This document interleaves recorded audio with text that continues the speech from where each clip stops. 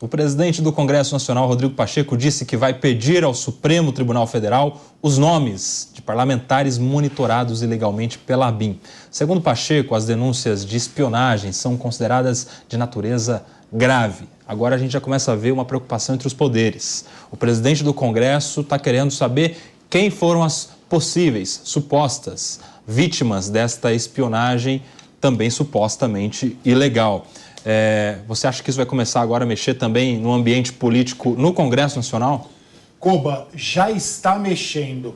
É importante nós olharmos para 3 situações que aconteceram nos últimos dias. A fala do Rogério Marinho cobrando o Rodrigo Pacheco, as falas do Valdemar da Costa Neto cobrando e retrucando o Rodrigo Pacheco e a postura do Rodrigo Pacheco ao responder o Valdemar e ao responder o Marinho. E por que é importante nós olharmos para essas 3 situações? Porque elas mostram que o Congresso Nacional foi levado para o centro desta confusão.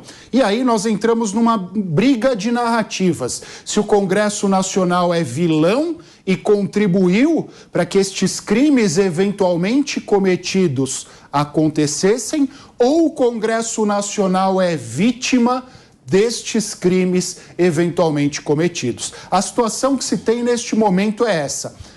Rodrigo Pacheco coloca o Congresso no papel de vítima. E é natural que ele o faça, afinal ele tem um alinhamento maior com o presidente Lula, com o atual presidente da República. Diferentemente do Marinho, que é um oposicionista declarado e, obviamente, faz os ataques necessários ao Pacheco e ao presidente da República. O que me causa certa perplexidade é a postura do Valdemar da Costa Neto neste momento. E por quê? O Valdemar é aquele político típico do Centrão. Ele vai surfando conforme a onda, mas ele tem feito muitos gestos em direção ao Bolsonaro, o que rompe um pouco com a sua história de, entre aspas, mureteiro. Eu não sei, confesso que não sei quais são os objetivos ou quais são as preocupações do Valdemar da Costa Neto neste contexto.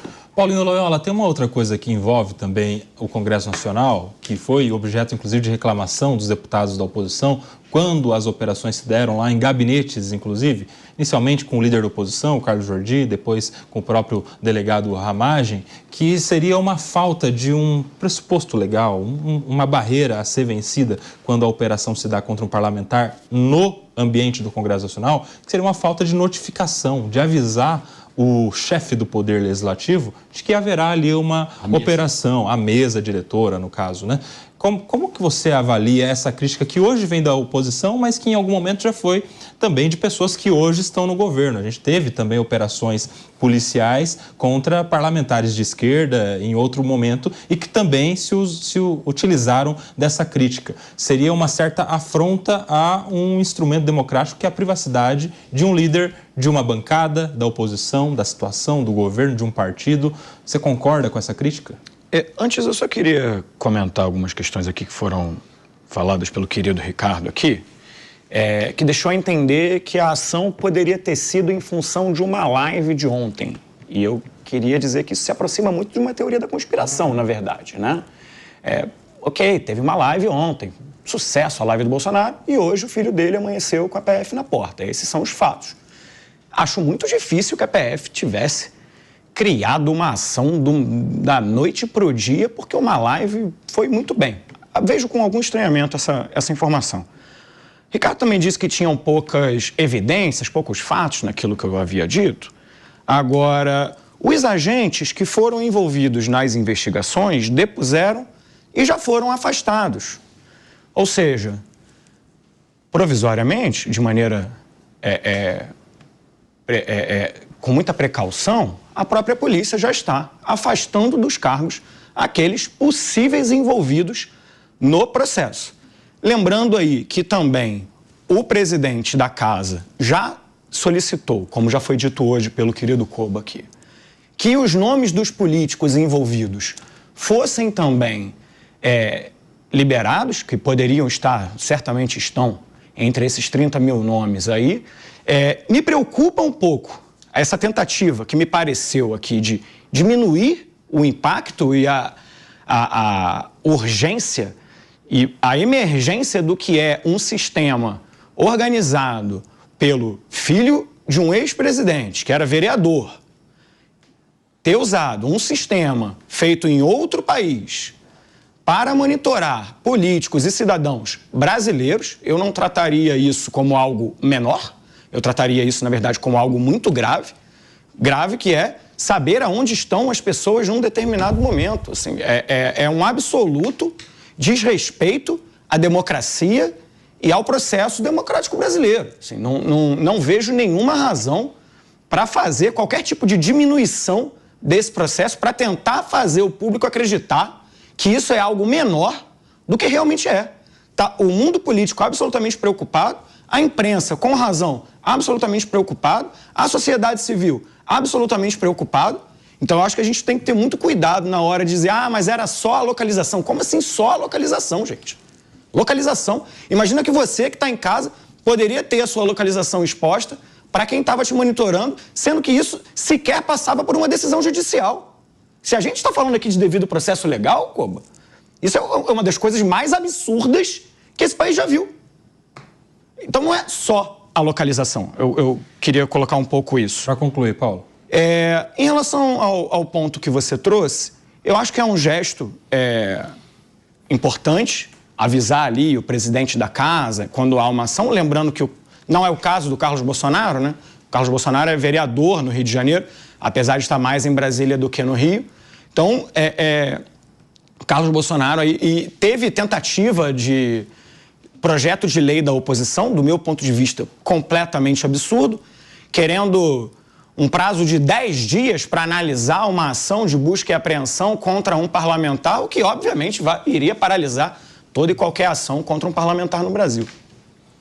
Pediu, Ricardo? Pedi sim, só para colocar rapidamente alguns pontos aqui. Não acho que seja algo menor não, Paulo. Primeira coisa que eu falei foi, independente de quem seja, presidente da República ou filho de um ex-presidente, tem que ser investigado dentro do processo devido, processo legal. E quando eu disse na questão da geolocalização, o Google faz isso, tá? Se você está preocupado com geolocalização, não vá no Google, que o Google te acompanha e te dá o rastreio de onde você está o tempo inteiro. Mas e você ainda consegue achar o meu celular agora, onde eu tô? O Google consegue achar onde você está em tempo real. Dá para achar onde você está. Eu tô falando do governo federal.